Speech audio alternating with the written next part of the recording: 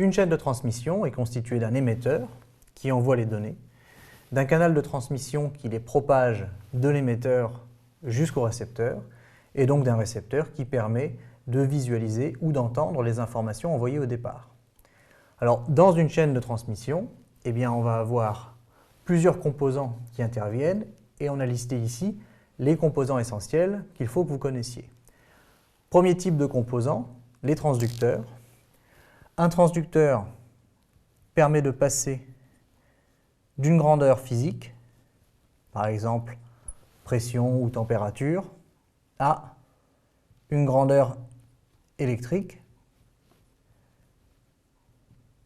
et évidemment permet aussi de faire l'opération inverse, c'est-à-dire à partir d'un signal électrique, de restituer une grandeur physique comme température, pression ou autre. Donc ça c'est pour le premier type. Le deuxième type c'est le convertisseur analogique numérique ou le convertisseur numérique analogique. Alors on a déjà parlé du convertisseur analogique numérique. Il permet de passer d'un signal continu à un signal discret qui possède un nombre fini de valeurs. Et le passage d'analogique à numérique se fait évidemment avec un convertisseur analogique numérique. Le passage dans l'autre sens, c'est avec un convertisseur numérique analogique. Ensuite, le modulateur et le démodulateur.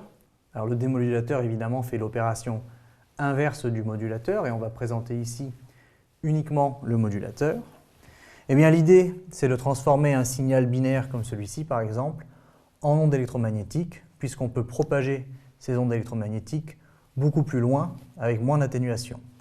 Alors pour faire ça, on va mélanger ici un signal binaire avec une onde peut-être sinusoïdale, en tout cas de cette forme-là, et le produit des deux signaux va nous donner en sortie une modulation, avec deux types de modulation à connaître. La modulation d'amplitude, où l'amplitude du signal en sortie eh bien, est modulée et va dépendre du signal qu'on a mis ici et du signal de départ. Et ça, c'est ce qu'on appelle la modulation d'amplitude. Ce qui veut dire que l'on a caché l'information concernant le signal de départ dans l'amplitude, et que les variations d'amplitude au cours du temps permettent de remonter au signal binaire de départ. Un autre type de modulation, eh bien, c'est la modulation de fréquence, où plutôt que de moduler l'amplitude, eh bien, on va garder une amplitude constante et on va simplement faire changer la fréquence au cours du temps.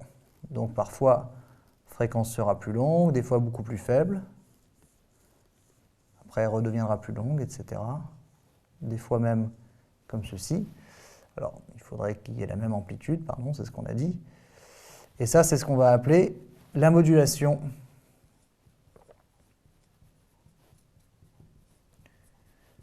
de fréquence. C'est-à-dire que l'information concernant le signal de départ est contenue dans les variations de fréquence de ce signal au cours du temps.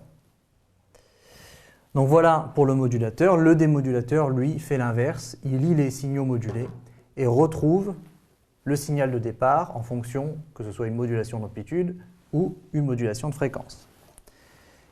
Ensuite, dernier composant, le multiplexeur et le démultiplexeur. Alors l'idée, c'est d'envoyer plusieurs signaux différents d'ici jusqu'ici. Alors il y a deux façons de faire ça. Soit on les envoie un par un, et à ce moment-là, eh bien, le démultiplexeur les reçoit un par un et sait dans quel ordre ils ont été envoyés, donc arrive à restituer chacun des signaux. Voilà. Donc on peut les envoyer un par un. Ou alors, si on veut aller un peu plus vite, on peut les envoyer simultanément. Alors on peut imaginer par exemple de simultanément envoyer ce signal-ci qui va arriver ici, celui-ci qui va arriver ensuite ici, et au final, celui-ci qui arrive comme ceci. Et on récupérera en sortie eh bien, ce que l'on avait en entrée, à savoir le signal comme ceci, celui-ci, et le dernier, juste ici. Alors comment ça marche si on les envoie tous en même temps? Eh bien ce que l'on va faire, c'est qu'on va attribuer à chacun des signaux une fréquence donnée, c'est-à-dire une couleur donnée en l'occurrence, et en fonction de la fréquence d'arrivée ici, eh bien le démultiplexeur va pouvoir identifier que cette fréquence-ci correspond à ce signal-là, que cette fréquence-ci correspond à ce signal-ci, et que le dernier signal envoyé correspond à encore une autre fréquence et va pouvoir trier les informations reçues grâce à la fréquence utilisée pour transmettre chaque.